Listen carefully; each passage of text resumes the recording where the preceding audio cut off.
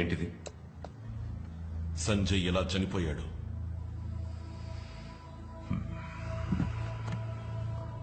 అశోక్, జరిగిన Nariman house shootout లో సంజయ్ ప్రాణాలు వదిలాడని అందరికీ తెలుసు.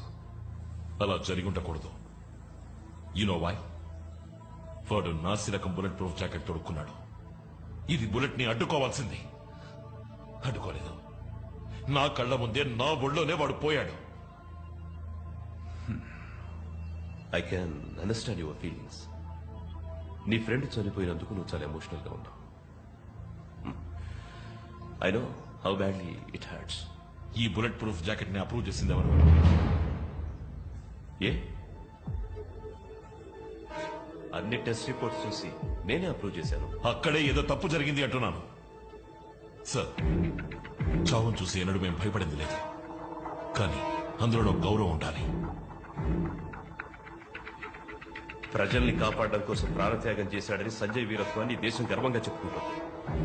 నువ్వు అనవసరంగా లేనిపోయినవని చెప్పి డిపార్ట్మెంట్ ని చులకన చేయి. సంజయ్ చచ్చాడయ్యా. మనతో పాటు నవ్వుతూ బతికిన 3 ఆఫీసర్స్ ఇప్పుడు లేరు. ఏ? అంతా ఈ నాసిరకం బుల్లెట్ ప్రూఫ్ జాకెట్ వల్ల. That's the bloody truth. ఆధారాలు లేకుండా మాట్లాడకూడదు అశోక్. ఆధారం? Okay, let's make it simple.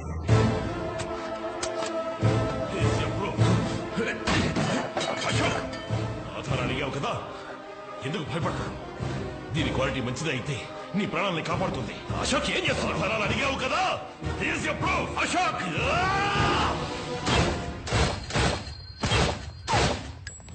ఇదిగో ఆధారం. సంజయ్ వేసుకున్న జాకెట్ నిజం చెప్తుంది. ఈ స్కామ్ వెనుకున్న ఏ ఒక్కరిని నేను వదిలిపెట్టాను.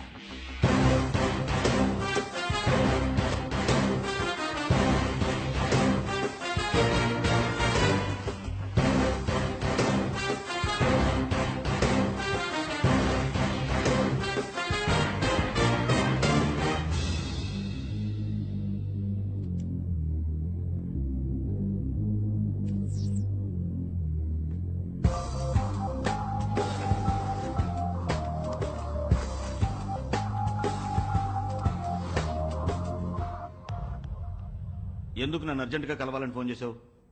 సార్, సంజయ్ వేసుకున్నది నాసిరకం బుల్లెట్ ప్రూఫ్ జాకెట్. అందువల్లే 3 ఏటీఎస్ ఆఫీసర్లు చనిపోయారు. ఏంటా సడన్ గా నా ముందుకొచ్చి నిలబడ్డావు?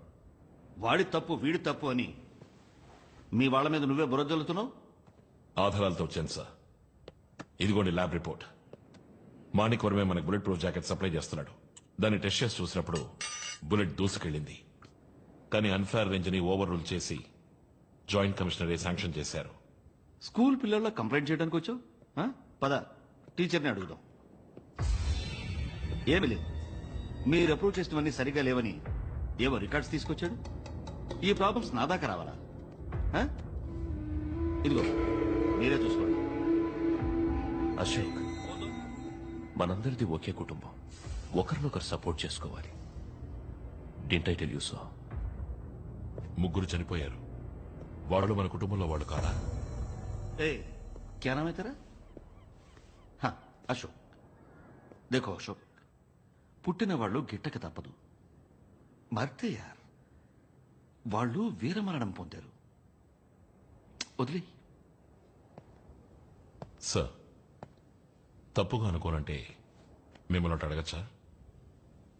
ఏంటి ఇందులో మీ వాటా ఎంత? అశోక్, నువ్వేం మాట్లాడుతున్నావు? ఎంత ధైర్యం ఉంటే నాతోనే ఇలా మాట్లాడతావు? అబద్ధమే భయపడుతుంది. నిజానికి భయం లేదు. రక్త మాంసాల నాతో కలిసి పనిచేసిన వాళ్ళు దారుణంగా నెత్తురోడి చనిపోయారు. ఇందుకు మీరు ఓ కారణమైతే మిమ్మల్ని వదిలిపెట్టను.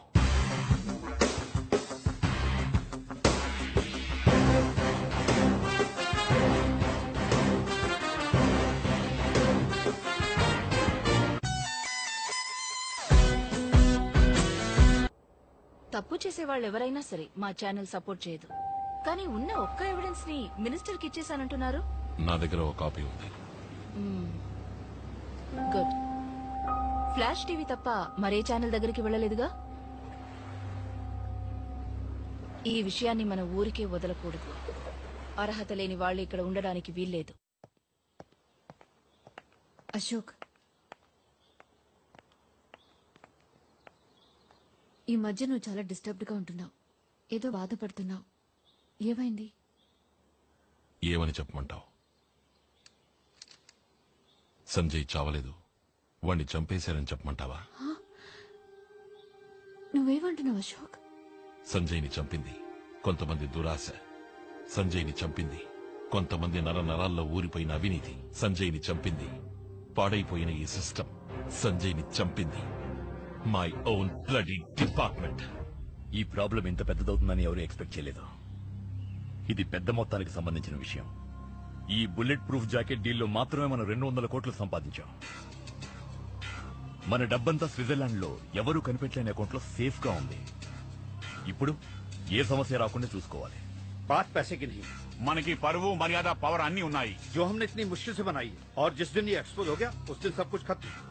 आप सब लोग होंगे तिहाड़ जेल में और मैं आऊंगा आपसे मिलने के लिए. You want to know something? Sanjay వేసుకున్నది నాసి రకం బుల్లెట్ ప్రూఫ్ జాకెట్. సప్లైర్ విసిరేసిన ఎముక ముక్కకి తోకాడించుకుంటూ దాన్ని అప్రూవ్ చేసింది ఎవరు? మా జాయింట్ కమిషనర్.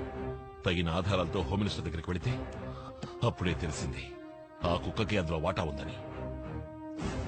ఏమని చెప్పండు? మాయా, శత్రువులు ఎంతమంది వచ్చినా ఎదుర్కొని పోరాడాను. కానీ ద్రోహం ఎదుర్కోవడం ఇప్పుడే నేర్చుకుంటున్నాను. వాడు ఇంకో మీడియాతో మాట్లాడినా సమస్యే. మన అందర్నీ పట్టించగల డాక్యుమెంట్స్ వాడి దగ్గర ఒక కాపీ ఉంది. దాన్ని ముందు నాశనం చేయాలి. ముఖ్యంగా సంజయ్ చనిపోయినప్పుడు వేసుకున్న జాకెట్. అది కోర్టుకి ఎవిడెన్స్ గా వెళ్ళకూడదు. వెళ్ళదు.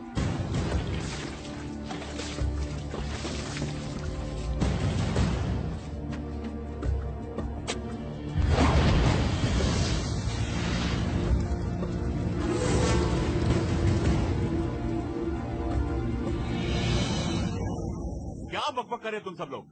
మాట్లాడకుండా వాణ్ణి నాకు అప్పగించండి. 2 घंटा ఖతం కర్ दूंगा. ఈ విషయంలో మనం తొందరపడకూడదు. అశోక్ ఒక నీతి నిజాయితీ గల పోలీస్ ఆఫీసర్. అశోక్ ఒక విషయంలో ఏంటయ్యా అశోక్? అశోక్ వాడెక్కడికి పోయి ఎవరిని కలిసినా ఎవరు వాడిని పట్టించుకోకూడదు.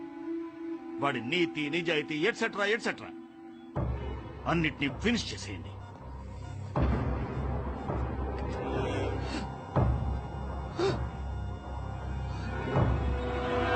ఇదిగో వస్తున్నాడు. అశోక్, నేను చూడ్డానికి ఎవరో వచ్చారు. ఏమిటి విషయం? మీరు ఒకసారి ఆఫీస్కి రావాలి. ఒక చిన్న ఎంక్వైరీ. ఏం ఎంక్వైరీ? సంజయ్ హత్య కేసులో మీరు విపరీతంగా కొట్టారు ఆదిల్. వాడు కస్టడీలో చనిపోయాడు.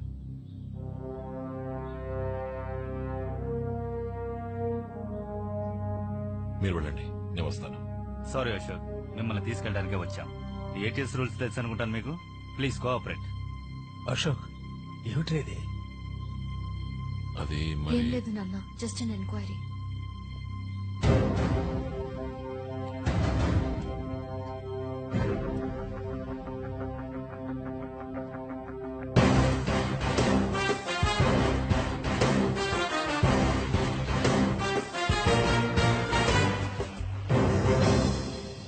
మీ ముందిప్పుడు తలదించుకోవాల్సి వచ్చింది. మా డిపార్ట్మెంట్కి చెందిన అసిస్టెంట్ కమిషనర్ అశోక్ తీవ్రవాదులతో సంబంధం పెట్టుకున్నాడు. అన్ని అబద్ధాలు. అశోక్ ఏ తప్పు చేయలేదు. మా చుట్టూ ఏదో పెద్ద కుట్ర జరుగుతోంది. అదే గ్రూప్కు చెందిన ఆదిల్ అనే తీవ్రవాది నిజం చెప్పడానికి సిద్ధమైనప్పుడు అతన్ని ఎంక్వైరీ నెపంతో కొట్టి చంపేశాడు అశోక్. ప్రాణాల్ని పణంగా పెట్టి మన ప్రజల్ని కాపాడినందుకు మా కుటుంబానికి గవర్నమెంట్ ఇచ్చిన బహుమతి ఇది. కానీ మేము ఊరికే వదలం. నిజాన్ని వెలుగులకు తెస్తాం. ఇప్పుడు మా కస్టడీలో ఉన్న Lions liberation group leader Durani Ashok గురించిన ఫుల్ డీటెయిల్స్ ని కోర్టుకి వాంగ్మూలంగా ఇచ్చాడు.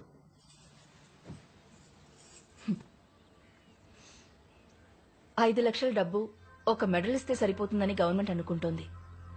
సర్కార్కి మనసు ఉండదు, బాధ తెలీదు. కానీ హోమ్ మినిస్టర్ తనకొక బాధ్యత ఉందని ఫీల్ అవుతున్నారు. He feels it. మీకేదైనా చెయ్యాలని అనుకుంటున్నారు. మీరనేది ఎన్ని నెలలు నిండాయి? 8 నెలలు.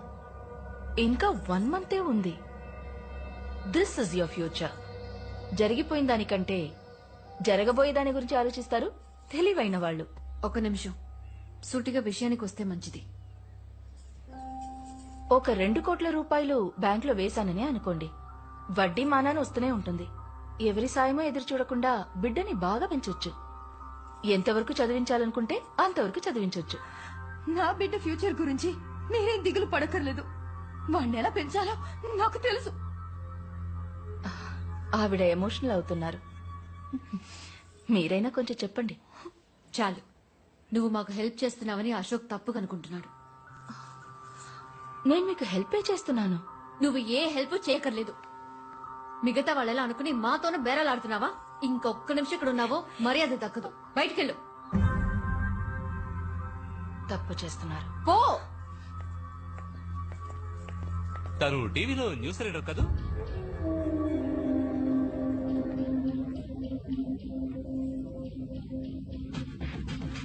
రాణేజీ, నాకంటే బెటర్గా ఎవరు బేరం మాట్లాడలేరని మీకు తెలుసు. నా వల్లే కాలేదు, అయినా పని అయిపోతుంది. అశోక్